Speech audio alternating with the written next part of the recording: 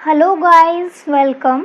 आज के इस वीडियो में हम पढ़ेंगे क्लास 12 हिस्ट्री का chapter 2 kings, farmers and towns. अब इस चैप्टर का नेम चेंज हो गया है, how inscription tell a story. इस चैप्टर में हम बात करेंगे 600 BCE से 600 CE के बीच में जो टाइम पीरियड है उसकी बात करेंगे। Let's begin the chapter. In this period Rigveda compose. ये जो टाइम पीरियड है इसमें ऋग्वेदा कंपोज हो रहा था along the Indus valley. Indus valley river है जो, उसके आसपास जितने लोग रहते थे वो इस पीरियड में ऋग्वेदा कंपोज कर रहे थे, ऋग्वेदा को लिख रहे थे। Settle agriculture started. इस पीरियड में ही सेटल एग्रीकल्चर भी देखा गया, क्योंकि पहले क्या होता था, ज़्यादातर लोग शिफ्ट एग्रीकल्चर करते थे। कभी यहाँ कर लिया, आज यहाँ रह रहे हैं तो यहाँ कर लिया, फिर जगह बदल ली, कभी वहाँ कर लिया। पर इस टाइम पीरियड में एक सेटल एग्रीकल्चर भी देखा गया। सेकेंड चीज़ क्या देखी गई, dispose of dead different ways. जो डिस्पोज था डेड का, जब कोई मर जाता था उसको बेसिकली क्या करते थे, दबा देते थे या फिर जला देते थे। बट इस टाइम पीरियड में एक डिफरेंट वे देखा गया, एक न्यू मोड देखा गया डिस्पोज का। उसके बारे में देखते हैं। New mode of dispose, elaborate stone structure. ये जो डिस्पोज था न्यू मोड का, उसमें क्या था, ये स्टोन स्ट्रक्चर से इलेबोरेट था। इसको बोलते थे मेगालिथ्स। इसको एक नेम दे रखा था मेगालिथ्स, और ये बहुत ज़्यादा इलेबोरेट था। अब हम देखते हैं कि इन चीज़ों के बारे में हमें पता कैसे चलता है कि जो डिस्पोज ऑफ डेड था उसके लिए ये मोड था, और इस टाइम पे सेटल्ड एग्रीकल्चर आया और ऋग्वेदा कंपोज हुआ। तो इन चीज़ों के बारे में हमें पता चलता है इंस्क्रिप्शन से, टेक्स्ट से, कॉइन से, सील से, जो चीज़ें हमें मिली हैं उनसे, बेसिकली आर्कियोलॉजिस्ट एविडेंस से। अब चैप्टर का फर्स्ट पॉइंट देखेंगे हम। फर्स्ट टॉपिक देखेंगे प्रिंसेप एंड पियादसी। इसमें हमें बताया गया है कि एक जैम प्रिंसेप नाम के एक शख्स थे जो ऑफिसर थे ईस्ट इंडिया कंपनी में, जहाँ पे कॉइन्स वगैरह मिंट होते हैं। ईस्ट इंडिया कंपनी में ऑफिसर थे। इन्होंने डेसिफर्ड की थी ब्राह्मी एंड करोष्टी, मतलब उस लैंग्वेज को डेसिफर्ड किया था कि उस लैंग्वेज में क्या लिखा है या फिर इसको कैसे पढ़ा जाता है। और बहुत जगह देखने को मिला कि ये जो स्क्रिप्ट्स हैं उसमें ये नेम मेंशन है, दो नेम मेंशन है, एक पियादसी और एक देवनप्रिय। इन दोनों का मतलब था, पियादसी का मतलब था प्लीजेंट टू बी होल्ड, और देवनप्रिय का मतलब था देव का पुत्र। और देखा गया कि ये जो दो वर्ड्स हैं, ये जो दो नेम्स हैं, ये यूज़ किए गए हैं अशोका के लिए, अशोका के लिए। और ये हमें स्क्रिप्ट्स में से मिले जो कि डेसिफर्ड कर दी थी जैम प्रिंसेप ने, ब्राह्मी और खरुष्टी बेसिकली। अब टॉपिक 2 देखेंगे, द अर्ली स्टेट्स, और 2.2 में है द 16 महाजनपद्स। 16 महाजनपद्स के बारे में हमें इसमें पढ़ना है, तो उसमें से 16 में से जितनी इम्पॉर्टेंट है उसके बारे में हम देखेंगे। कौन कौन सी इम्पॉर्टेंट है, वाजी, मगधा, कोशला, कुरु, पंचला, गंधरा, अवंती। ये इम्पॉर्टेंट है 16 में से। और इन पे जो रूल्स करते थे वो कौन थे, क्या वो राजा थे या फिर वो कौन थे, ग्रुप ऑफ पीपल थे या क्या थे, वो देखेंगे। इन पे रूल करते थे सांगास एंड गानास। ये एक ओलिगार्चीज की फॉर्म होती थी जो इन पे रूल करती थी। अब देखते हैं कि गानास, सांगास कौन होते थे। ये जो गानास हैं ये किंग होते थे बेसिकली, या फिर किंग्स के एडवाइजर्स होते थे जो कि इन महाजनपद को रूल करते थे। और जो सांगास होते थे वो होती थी बेसिकली ऑर्गेनाइजेशंस, जैसे कि किसी रिलीजियस ग्रुप को ले लो, उसने अपना एक ग्रुप, किसी रिलीजन ने एक अपना ग्रुप बना रखा है तो वो एक ऑर्गेनाइजेशन हो गई, उनको बेसिकली सांगा बोला जाता था। पर देखा गया कि महावीरा और बुद्धा भी गाना रह चुके हैं, गानास रह चुके हैं। और जो वाजी हैं, वाजी किसके द्वारा रूल की जाती थी, राजास के द्वारा रूल की जाती थी वाजी। राजास मतलब कुछ लोग मिलकर आपस में पावर शेयर कर कर डिसाइड कर लेते हैं कि आप ये काम करोगे, हम ये काम करेंगे और ऐसे हम इस महाजनपद को लीड करेंगे। तो वही चीज़। अब सेकंड देखेंगे, अभी हमें पूरे इस चैप्टर में ज़्यादातर महाजनपद के बारे में पढ़ना है, तो हमें पता होना चाहिए कि एक्चुअली महाजनपद होता क्या है। देखेंगे कि महाजनपद के लिए पहले हमें जनपद पता होना चाहिए कि जनपद का क्या मीनिंग होता है। जनपद का मीनिंग होता है लैंड वेयर पीपल लिव, एक ऐसी जगह जहाँ पर लोग रहते हैं। अगर कहीं पे लोग रहते होंगे तो वहीं पर तो राजा जो है वहाँ पे अपना राज कर सकेगा, क्योंकि वहाँ से उसे टैक्स भी चाहिए और उसके लिए उसे अपने सर्वेंट्स भी चाहिए और सारी चीज़ें उसको अवेलेबल चाहिए उधर। अब देखेंगे महाजनपद के बारे में, इसकी कुछ क्वालिटीज़ देखेंगे। तो जो महाजनपद हैं इनकी अपनी एक कैपिटल होती थी, महाजनपद की एक अपनी कैपिटल होती थी जो कि ऑफन फोर्टिफाइड होती थी। जैसे कि ये एक कैपिटल है तो इसके चारों ओर अच्छी फोर्टिफिकेशन हो रखी थी ताकि कोई आकर हमला ना कर दे, और कर दे तो अंदर बिल्कुल भी नुकसान ना हो। और यहाँ पर मोनार्की का सिस्टम था, मोनार्की रूल था, कोई रूलर्स थे महाजनपद पे रूल करने के लिए, रूलर्स थे जो कि इनको रूल करते थे, ब्यूरोक्रेसी थी और आर्मीज़ भी थी यहाँ पर। ऑफ कोर्स कि अगर इतना बड़ा कोई महाजनपद है तो आर्मी भी चाहिए ताकि अगर कोई आकर हमला कर दे तो हम उससे अपनी प्रोटेक्शन कर पाए, क्योंकि उस टाइम पे बहुत सारी जगहों पे अलग अलग रूलर्स रूल कर रहे थे और वो अपनी बाउंड्रीज़ को इंक्रीज़ करना चाहते थे। तो उस टाइम पे आर्मी भी एक बहुत इम्पॉर्टेंट चीज़ थी। और टैक्सेशन, उस टाइम पे राजा वगैरह रूलर्स वगैरह लोगों से टैक्स लेते थे और उससे अपना काम चलाते थे। अब ये जिस टाइम पीरियड के बारे में हम बात कर रहे हैं 1600 BCE से लेकर 1600 CE, इसमें क्या चल रहा था? इसमें ये वो टाइम पीरियड था जब ब्राह्मण्स धर्मशास्त्र लिख रहे थे। धर्मशास्त्र क्या है? लेट डाउन नॉर्म्स, नॉर्म्स मतलब रूल्स फॉर रूलर्स के लिए, मोनार्क्स के लिए, किंग के लिए रूल्स लिखे जाते थे कि आपको अपनी जनता को इस तरीके से लीड करना है, इस तरीके से उन पर शासन करना है। टॉपिक 2.2 देखेंगे, फर्स्ट अमॉन्ग द 16 मगधा। ये जितने भी 16 महाजनपद के बारे में हम बात कर रहे हैं उसमें से जो इम्पॉर्टेंट था वो था मगधा। मगधा प्रेजेंट डे बिहार, ये बहुत पावरफुल था बिटवीन 16 to 14 सेंचुरी। 16 से 14 सेंचुरी में मगधा बहुत अच्छे से स्प्रेड हुआ, बहुत ज़्यादा पावरफुल था। क्या रीजंस थे जो ये इतना पावरफुल था? वो रीजंस देखेंगे। एक तो एग्रीकल्चर जो था, हमने देखा कि इस पीरियड में सेटल्ड एग्रीकल्चर है, शिफ्ट एग्रीकल्चर नहीं है। तो मगधा में जो था एग्रीकल्चर बहुत अच्छे से फ्लरिश कर रहा था। सेकंड क्या था? Iron mines. बिहार में, झारखंड में हम देखते हैं कि आयरन माइंस हैं, तो उस टाइम पे भी आयरन माइंस बहुत ज़्यादा थी इनके पास। फर्टाइल सॉइल, क्यों? क्योंकि ये गंगा रिवर के पास हैं तो इसीलिए वहाँ पे फर्टाइल सॉइल हमें मिल जाती है, वहाँ पे वाटर इजीली अवेलेबल हो जाता है, इसलिए भी एग्रीकल्चर इजी हो जाता है। और एलिफेंट्स, यहाँ पर इनको एलिफेंट्स भी आसानी से मिल जाते थे जिससे कि ये अपनी आर्मी को लीड करते थे। जब भी कोई जंग वगैरह होती थी तो उसमें ये लोग हाथी पर बैठकर ही बेसिकली ज़्यादातर जाते थे, जिससे कि इन्हें आसानी होती थी लड़ने में। और नेक्स्ट है और लास्ट है चीप कम्युनिकेशन। चीप कम्युनिकेशन कैसे?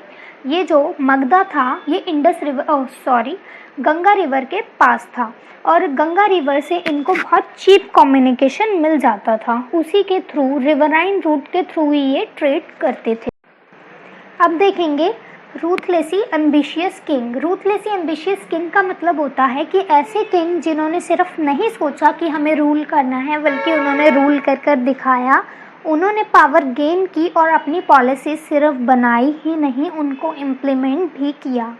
तो ऐसे हमें 3 एग्जाम्पल्स दे रखे हैं, बिम्बिसारा, अजातशत्रु और महापद्मा नंदा। ये 3 एग्जाम्पल्स आपको लर्न करने हैं, ये 1 मार्क के लिए इम्पॉर्टेंट है। नेक्स्ट देखेंगे कैपिटल ऑफ मगधा। अभी हमने देखा था कि जो महाजनपद हैं उनकी अपनी कैपिटल होती थी और वो फोर्टिफाइड होती थी। तो अब मगधा की कैपिटल देखेंगे। मगधा की कैपिटल थी राजागहा। कौन सी कैपिटल थी मगधा की? राजागहा। प्रेजेंट डे राजगीर इन बिहार। और राजागहा का मतलब होता है हाउस ऑफ किंग। अब क्या हुआ, 14th सेंचुरी में इनकी जो कैपिटल है, मगधा की जो कैपिटल है वो शिफ्ट हो जाती है। अभी हमने देखा कि जो मगधा है वो फ्लरिश कब हुआ? 6th to 14th सेंचुरी के बीच। अब 14 मतलब लास्ट में इसकी जो कैपिटल है वो कौन सी थी, किस में शिफ्ट हुई थी? वो हुई थी पाटलिपुत्र में, प्रेजेंट डे पटना। टॉपिक 3 देखेंगे, an early empire Magadha. Magadha के जो फाउंडर थे वो कौन थे? वो थे चंद्रगुप्त मौर्य। मगधा के फाउंडर कौन थे? चंद्रगुप्त मौर्य। उन्होंने इसको स्प्रेड करा इन अफ़गानिस्तान और बलूचिस्तान, इतनी जगहों में इन्होंने अपनी जो एम्पायर है, अपना जो रूल है उसको स्प्रेड कर रखा था। पर फिर जब अशोका आए उन्होंने कलिंगा को भी कॉन्क्यूर्ड कर लिया, मतलब उस पर भी अपना राज कर लिया, उसको भी कॉन्क्यूर्ड कर लिया। Present day Odisha. अब देखेंगे 3.1।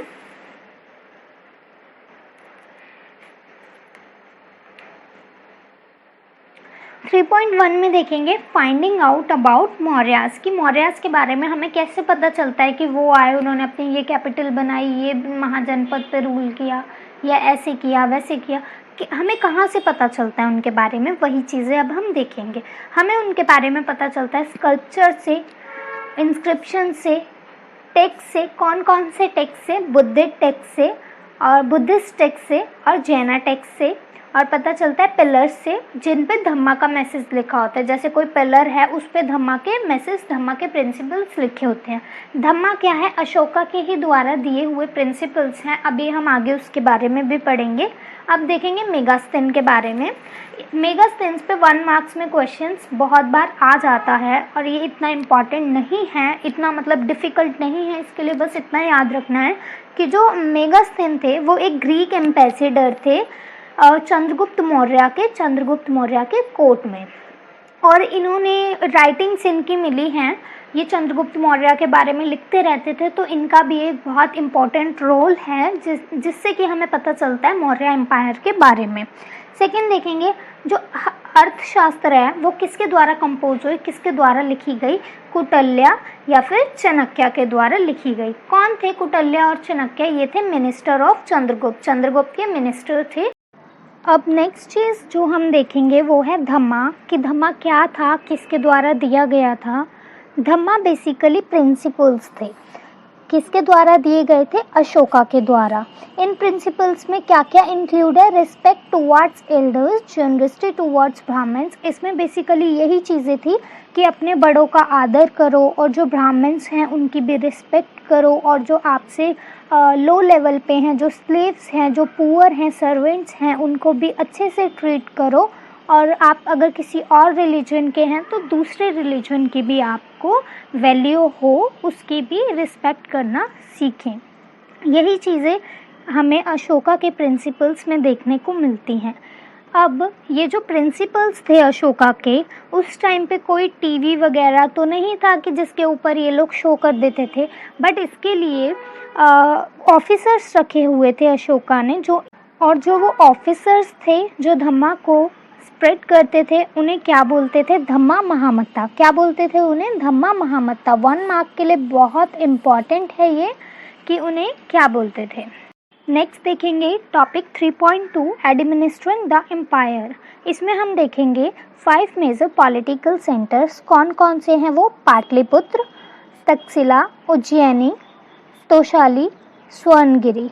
इनके बारे में हमें कहाँ से पता चलता है कि ये जो 5 है ये मेजर पॉलिटिकल सेंटर्स थे उस टाइम पे? हमें इनके बारे में पता चलता है इंस्क्रिप्शन से। अब हम देखेंगे कि ये जो अभी हमने सेंटर्स देखे ये क्यों इम्पॉर्टेंट थे।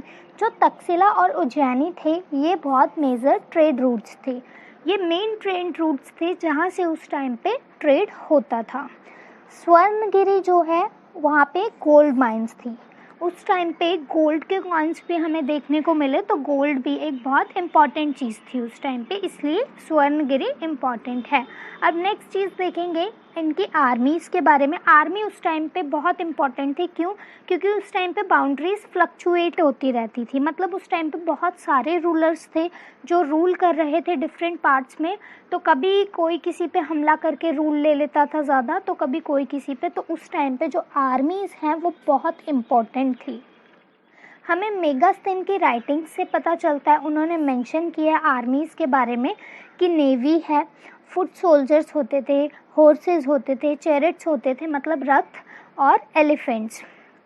इन चीज़ों के बारे में हमें मेगास्थेन की राइटिंग्स में देखने को मिलता है। अब नेक्स्ट चीज़ जो हम देखेंगे वो देखेंगे topic 3.3, how important was the empire, कि एम्पायर कितना इम्पॉर्टेंट था, कैसे इम्पॉर्टेंट था। तो जो मौर्यन एम्पायर था वो 150 ईयर्स तक रहा, जो कि ज़्यादा टाइम तो नहीं है, पर देखा जाए तो इंडिया में ही ऐसी पावर्स थी जो इंडिया को लीड कर सकती थी। कॉलोनियल रूल आया ब्रिटिशर्स के द्वारा, तो वो क्या कहते थे कि तुम अपने आप को लीड नहीं कर सकते, तुम अपने आप को नहीं चला सकते। तो जब हमें इस हिस्ट्री के बारे में, गोल्डन हिस्ट्री के बारे में पता चलता है कि यहाँ पे रूलर्स ने इतने टाइम रूल किया, इतने किंगडम्स को स्प्रेड किया, और ट्रेड भी हुआ उस टाइम पे, हर चीज़ बिल्कुल तरीके से चली, तो हमें पता चलता है कि we can lead ourself, India अपने आप को चला सकता था।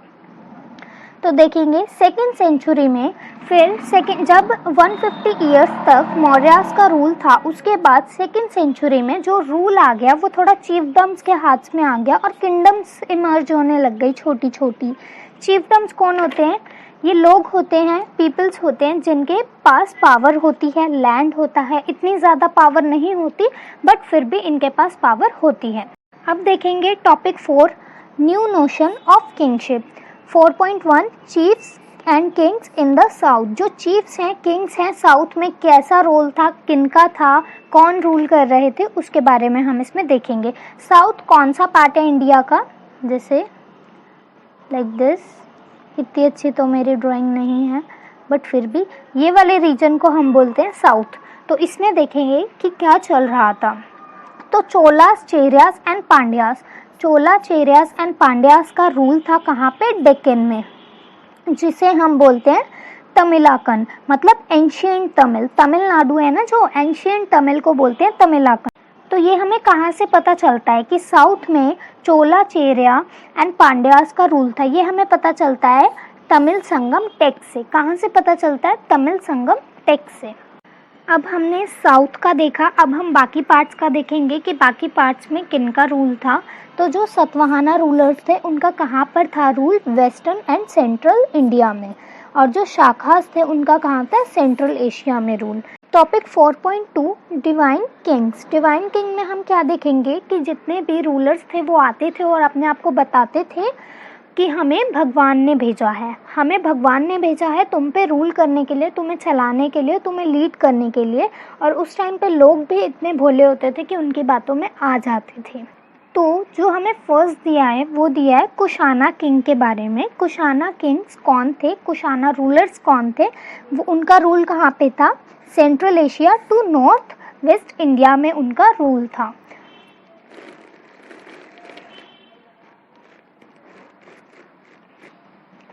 अब आगे देखेंगे इनके बारे में कि जो कुशाना किंग्स थे वो अपने आप को एक टाइटल देते थे। क्या देते थे? देवपुत्र, मतलब भगवान का बेटा। अभी जैसा कि मैंने आपको बताया कि वो अपने आप को भगवान का पुत्र कहते थे, बोलते थे कि हम सन ऑफ गॉड हैं, कि उन्हें रूल करने में इजी हो जाए, लोग क्वेश्चंस ना करें कि भाई भगवान के सामने तो कोई क्वेश्चन नहीं कर सकता, भगवान की मर्जी के खिलाफ तो कोई नहीं जा सकता। इसीलिए अब इनमें इतना दिमाग कहाँ से आया कि भाई अपने आप को बोल दो कि हमें भगवान ने भेजा है, हम भगवान के बेटे हैं, तो लोग आपको रूल करने से नहीं रोकेंगे, आपकी बातों में आ जाएंगे। तो ये इंस्पायर थे चाइनीज़ किंग से। एक चाइनीज़ किंग था, उनसे ये इंस्पायर थे। वो अपने आप को क्या बोलते थे चाइनीज़ किंग? वो बोलते थे अपने आप को son of haven, son of haven बोलते थे चाइनीज़ किंग अपने आप को। तो ये 1 मार्क में आ सकता है। और कि जो कुशानास थे वो किन से इंस्पायर थे, या फिर वो चाइनीज़ किंग से इंस्पायर थे, तो वो चाइनीज़ किंग अपने आप को क्या बोलते थे? तो वो बोलते थे सन ऑफ हेवन।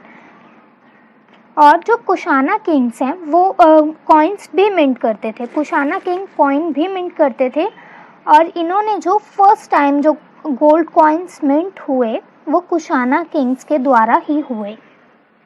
अब हमें एक स्टैचू के बारे में बता रखा है जो हमें मिला है मठ से, near Mathura, present day Uttar Pradesh.